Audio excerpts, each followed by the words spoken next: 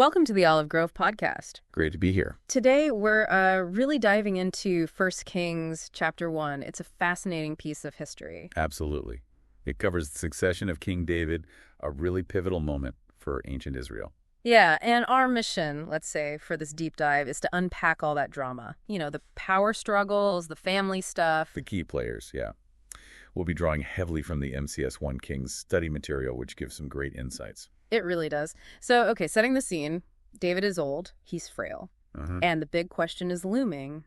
Who takes over? Right. And the MCS study highlights just how challenging this was. It wasn't just politics. It was deeply personal, tangled up in family relationships. And right away, you see ambition bubbling up. Adonijah, one of David's sons, well, he doesn't wait. No, he just sort of declares himself king. It's quite audacious. It really is. And it speaks volumes about maybe entitlement, assuming power without the proper blessing or, the process. Exactly. And he wasn't alone, was he?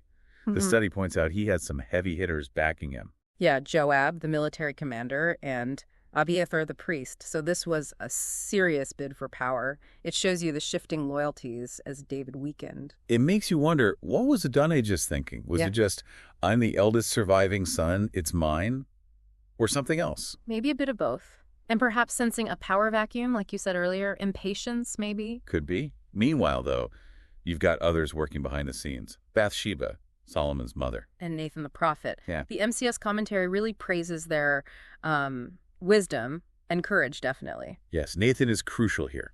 He sees what Adonijah is doing, recognizes the danger. And he goes to Bathsheba, not directly to David at first, right? Right. He formulates a plan with Bathsheba. It shows the value of trusted advisors, people willing to, speak truth, even when it's difficult. So the plan is essentially for Bathsheba to go remind David about a promise he'd apparently made earlier. That Solomon would be the successor. Exactly. It's clever, using David's own word against Adonijah's actions. It really shows how past commitments, personal relationships shaped these huge political moments. And notice the contrast. Adonijah's out there, very public, feasting, proclaiming himself king. While Nathan and Bathsheba are executing this careful, strategic move inside the palace. It's a classic case of real influence happening, away from the spotlight. Yeah. And the study guide helps us see what was at stake if they hadn't acted. Adonijah consolidating power could have meant chaos, maybe even civil war. Which leads us to David, old, weak, but when Bathsheba and then Nathan lay it all out, he acts decisively. He confirms, yes, Solomon is the one. Even in that state, asserting his authority. It's a powerful moment about leadership, isn't it? Making the call when needed. Absolutely. It shapes everything. Okay, this feels like a good place to just pause for a moment in the narrative. If you're finding this dive into 1 Kings engaging, thinking about these ancient stories and what they mean today, then you might really enjoy connecting with others over at My Christian Space. Yeah, it's a great community, a place to share thoughts, ask questions, get into more discussions like this one. And speaking of making connections and having an impact, we also want to mention Enduring Freedom Ministries. Right. Their focus is really on putting Christian values into action, making a tangible difference. And one really significant project they're working on, which is actually mentioned in the MCS study materials, is establishing a food pantry in Jerusalem. Exactly. Providing essential support, food security for people in need right there in the local community. It's a major undertaking. It really is. And if that mission resonates with you, if you feel moved to help Enduring Freedom Ministries make this Jerusalem food pantry a reality, you can find out how to support them, how to donate on their website. There should be a link in the MCS 1 Kings study info as well. Yeah, any support can make a real difference in providing those vital resources in Jerusalem. Definitely worth checking out. Okay, so let's get back to the story. David has just reaffirmed Solomon is his choice. And things move fast now. David gives the orders. Solomon is to be anointed king. Publicly. Immediately. Zadok the priest, Nathan the prophet, Benaiah, they take Solomon down to Gihon. And the anointing happens, the trumpets blow, and the people erupt, shouting, "Long live King Solomon!" The contrast is stark, isn't it, between this genuine, widespread celebration for Solomon and Adonijah's feast, which suddenly gets very quiet. Yeah, the MCS commentary points out how crucial that public anointing was. It wasn't just ceremony. It was a clear signal. This is the legitimate king. It completely cut the legs out from under Adonijah's claim. His support network just evaporates. You can almost picture the scene. They're feasting, feeling confident. Then someone arrives with the news. Guys, Solomon's just been crowned king by David's command. The whole city celebrating. Panic sets in. Total panic. Adonijah's guests scatter, and he himself runs for sanctuary. Right. He grabs hold of the horns of the altar.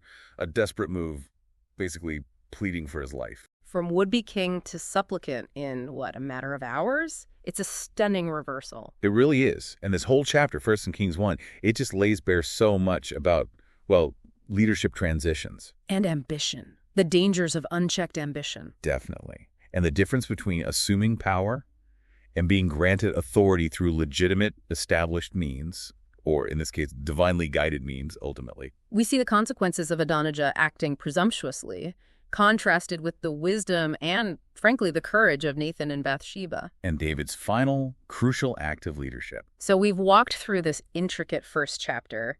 We saw Adonijah's rise and fall, the strategic moves of Nathan and Bathsheba, Solomon's sudden elevation. All under the shadow of an aging King David, but ultimately showing God's plan unfolding. It's ancient history, but the themes feel incredibly current, don't they? Leadership, loyalty, ambition. Absolutely. And it raises questions for us, too, doesn't it? Like, what does this teach us about navigating complex situations, maybe even within our own families or workplaces? That's a great point. And the importance of seeking guidance, perhaps. Not just rushing ahead based on what we think we deserve. Mm-hmm. What does true leadership look like, especially during times of change or uncertainty? This chapter gives us a lot to chew on. It really does. We definitely encourage you to go back to the MCS1 Kings study, maybe reread the chapter with these dynamics in mind. Reflect on those questions, the motivations, the outcomes. And if you want to continue exploring these kinds of historical and theological topics, you know what to do. Subscribe to the Olive Grove podcast right here on YouTube. We'll have more deep dives coming up. And for early access to future content, maybe some extra bits, you can check out the My Christian Space website. Great resources there, too. Well, thank you so much for joining us on this exploration today. Yeah, thanks for listening.